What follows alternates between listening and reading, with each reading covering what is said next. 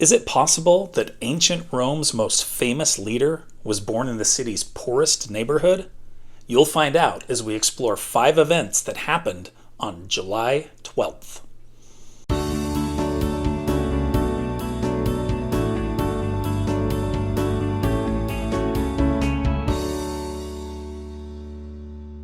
In 100 BC, Roman general, statesman, and high priest Gaius Julius Caesar is born in the Suburra, Rome's poorest neighborhood.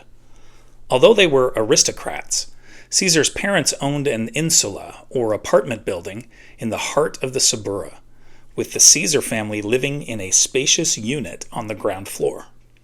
The living arrangement proves useful for Caesar's rise to popularity.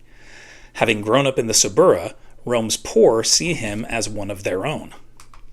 Conversely, as the Julius family was one of the oldest and most prestigious in Rome's history, his name enables him to comfortably make inroads with Rome's elite.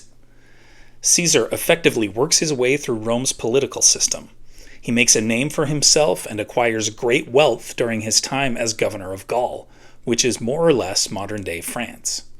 After defeating his rival Pompey the Great in a civil war, Caesar becomes Rome's dictator and is assassinated at age 55 by rival senators.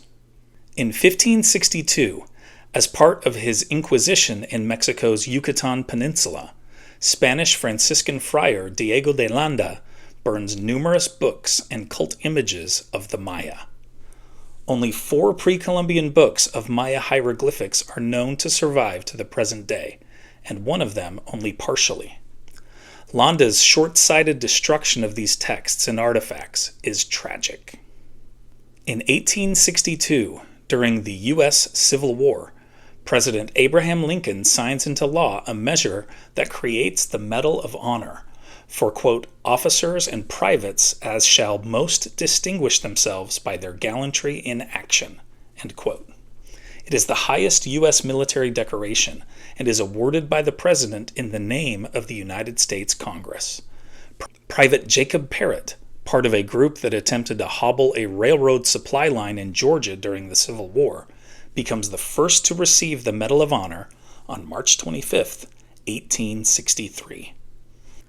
In 1979, as the short-lived disco era nears an end, Chicago's Comiskey Park stages the infamous Disco Demolition Night, where a dumpster full of disco records is blown up on the field in between the games of a doubleheader between the Detroit Tigers and the Chicago White Sox. The scene becomes chaotic as 5,000 of the raucous crowd of over 40,000 fans spill onto the field, tearing up the grass and lighting bonfires, forcing the White Sox to forfeit the second game.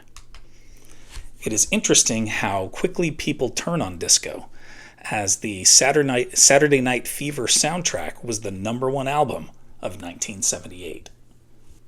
In 1984, a few days before the Democratic National Convention, presidential candidate Walter Mondale announces U.S. Representative Geraldine Ferraro of New York as his running mate, making her the first female vice presidential candidate for a major political party in U.S. history.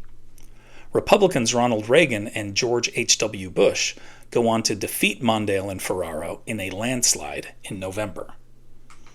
Only 2 other women have been VP candidates for one of the U.S.'s major parties: Sarah Palin, John McCain's running mate in 2008, and Kamala Harris, Joe Biden's running mate in 2020.